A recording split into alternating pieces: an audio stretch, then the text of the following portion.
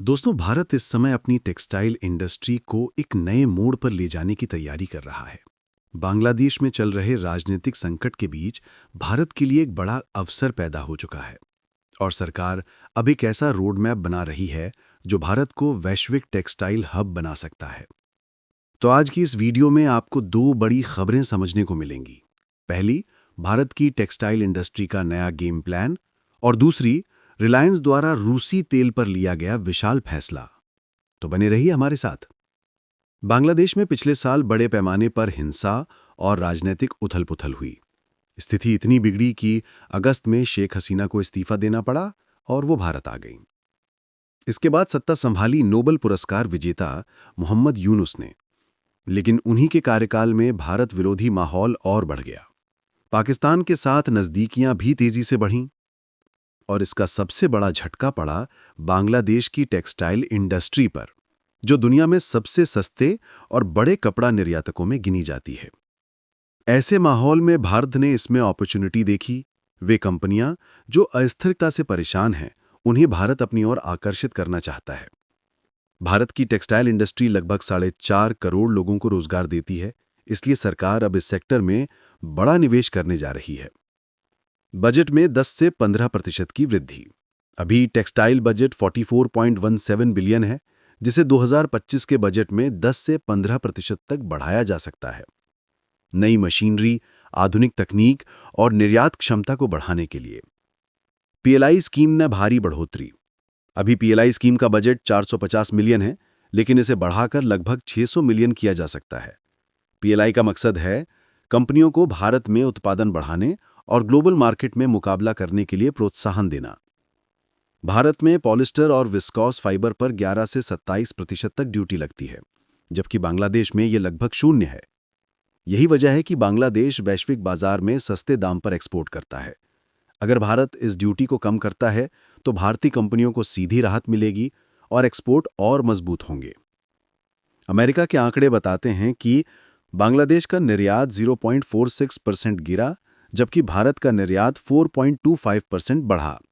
यानी भारत पहले से ही अपनी स्थिति मजबूत कर रहा है और आने वाले सुधार इसे और तेजी देंगे। सरकार का लक्ष्य केवल बजट बढ़ाना नहीं, बल्कि पूरी इंडस्ट्री को मॉडर्न, तकनीकी और लागत कुशल बनाना है। शॉर्ट टर्म 2 साल, factory upgrade, machinery modernisation, export support. Mid term 5 साल, कच्चे माल की कीमत कम करना, लॉजिस्टिक कॉस्ट घटाना, ऊर्जा दक्षता बढ़ाना।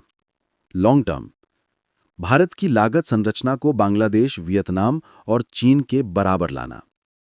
भारत की सबसे बड़ी कमजोरी महंगा कच्चा माल, महंगी ऊर्जा, महंगे लॉजिस्टिक्स, जबकि बांग्लादेश, वियतनाम में मजदूरी सस्ती, उत्पादन क्षमता 20 से 40% अधिक, श्रम कानून अधिक लचीले। भारत इन्हीं समस्याओं को सुधारने की तैयारी में है। टेक्सटाइल मंत्रालय अब रिसर्च और इनोवेशन पर बड़ा फोकस कर रहा है। नए fibre, technical textile, sustainable material, digital traceability, भारतीय ब्रांडिंग और डिजाइन सुधार। एक विशेष थिंक टैंक टीम बनाई गई है जो वैश्विक मार्केट में भारतीय ब्रांड्स को आगे बढ़ाएगी। भारत ने बांग्लादेश पर 2 बड़े एक्शन लिए हैं। 1, ट्रांसशिपमेंट फैसिलिटी बंद। 2, लैंड रूट से कई सामान खरीदना बंद। इससे बांग्लादेश की पहले से कमजोर टेक्सटाइल इंडस्ट्री पर और दबाव पड़ रहा है। भारत धोखाधड़ी और दुश्मनी की कीमत उनसे वसूल रहा है। अब बढ़ते हैं आज की अंतिम और बड़ी अंतर्राष्ट्रीय खबर की तरफ।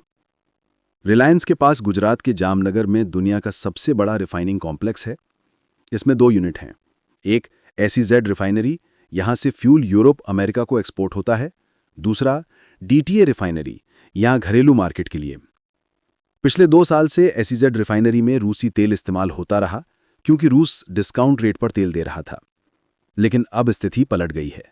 यूरोप ने नया नियम लागू किया है।